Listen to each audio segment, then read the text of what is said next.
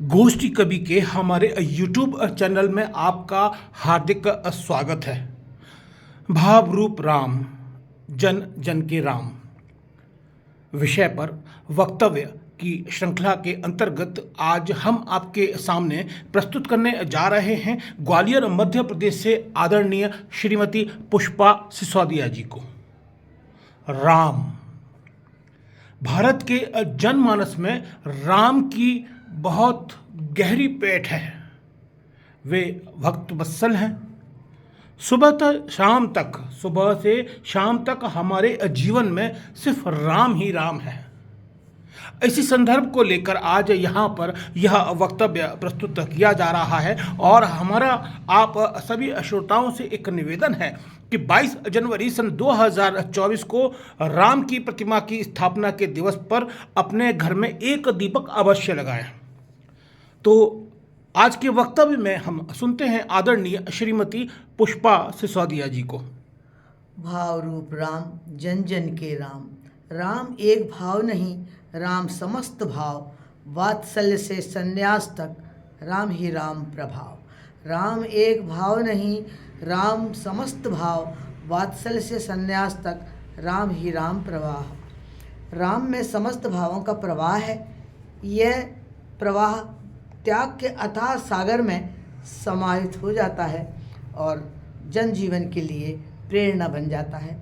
जहाँ सीता अग्नि में नहीं जलती, राम जल में जल जाते हैं और सरयू नदी को पवित्र से पवित्रतम कर जाते हैं। ठुमक चलत रामचंद्र बाजत पैजनिया से वात्सल्य जगाते, वात्सल्य भाव में समाते राम प्रातःकाल उठकर। ठुमक चलत रामचंद्र बाजत पैजनिया से वात्सल्य जगाते, वात्सल्य भाव में समाते राम प्रातःकाल उठ के रघुनाथा। मात पिता गुरु नावई माथा, संस्कारवान बनते हैं और बनाते हैं राम। और फिर किशोरावस्था तक आते ही मात पिता और गुरु की बानी, बिना विचार करिए शुभ जानी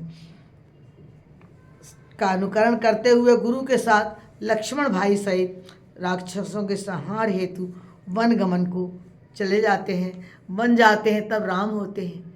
जब वन से लौटते हैं तो मर्यादा पुरुषोत्तम राम हो जाते हैं। माता कैकेयी की आज्ञा और पिता दशरथ के वचनों की आन को निभाते हुए उनका सहर्ष वन गमन एक अनुपम उदाहरण है त्याग का। राम में मातृशक्ति का अनुपम भाव है। राम में मातृभक्ति का अनुपम भाव है। माता कौशल्या के ये कहने पर कि पिता से बड़ी माँ की आज्ञा होती है, मैं कहती हूँ तुम मत जाओ, तो राम कहते हैं लेकिन माता कैकेयी ने आदेश दिया है। तब देखिए पारिवारिक अनुशासन का उदाहरण और माँ बेटे का संवाद। पारिवारिक अनुशासन ऐसा अन्यत्र कहीं देखने को नहीं मिल सकता। माता और पुत्र का अनुशासन देखिए। माता कौशल्या कहती हैं, जो पितुमात कहु वन जाना, तो कानन सुत अवध समाना। जो पितुमात कहु वन जाना, तो कानन सुत अवध समाना। मर्यादा पुरुषोत्तम राम की पितृभक्ति भी अनूठी है। विवश दशरथ जी का अंतर्द्वंद उनसे छिपता नहीं।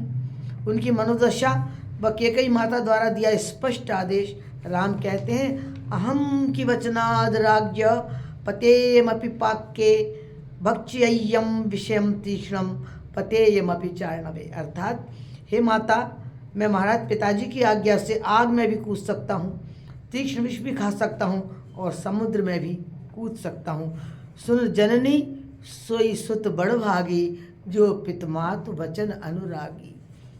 गुरु भक्ति का भाव अनन्य भाव है राम में। भगवान रामचंद्र जी की गुरु भक्ति आदर्श है। गुरु के प्रति कितना आदर, कितना विश्वास, उनकी सेवा में प्रसन्नता और बोलचाल में विनय, इन बातों का समावेश राम की गुरु भक्ति में मिलता है। गुरु की आज्ञा से नगर की शोभा देखने के बहाने नगर वासियों के दर्शन लाभ प्रदान करने जनकपुर जाते हैं। वहाँ कोई देर हो जाती है तो मन में संकोच करते हैं, भयभीत होते हैं कि गुरु नाराज न हो जाएं।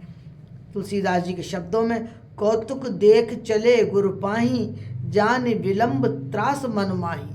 कौतुक देख चले गुरु पाही, जान विलंब त्रास मन माही, जासु त्रास डर कहूँ डर होई, भजन प्रभाव दिखावत सोही। जासु त्रास डर कहूँ डर होई, भजन प्रभाव दिखावत सोई। समय सप्रेम विनीत अति सकुच सहित दो भाई, गुरुपद पंकज नाय सिर बैठे आयुष पाई। आज्ञा पाकर ही बैठते हैं। मातृ प्रेम का भाव अनुपम है उनमें। भरत लक्ष्मण शत्रुघ्न सभी से राम का पुत्रवत प्रेम किसी से छिपा नहीं है। मानव शरीर लेने पर मानवीय कर्म भी उनसे नहीं किसी से नहीं छुपा, और उनके कृत्य वैसे ही हो जाते हैं जैसा मानव शरीर में मानव करता है। वहाँ वह अपना भगवान रूप प्रकट नहीं करते, और लक्ष्मण के शक्ति लग जाने पर उनका विलाप हृदय को आंदोलित कर देता है। एक पत्नी व्रत राम सीता के आग्रह पर स्वर्ण मृग को मारने चले जाते हैं, सब कुछ जानते हुए भी, और फिर सीता के विरह में एक सामान्य पति की तरह तड़पते हैं। भक्तवत्सल राम शरणागत वत्सल, दयालु, क्षमा और पराक्रम के अनुपम समावेश हैं। वे सबसे अधिक सामाजिक समरसता का प्रतीक हैं।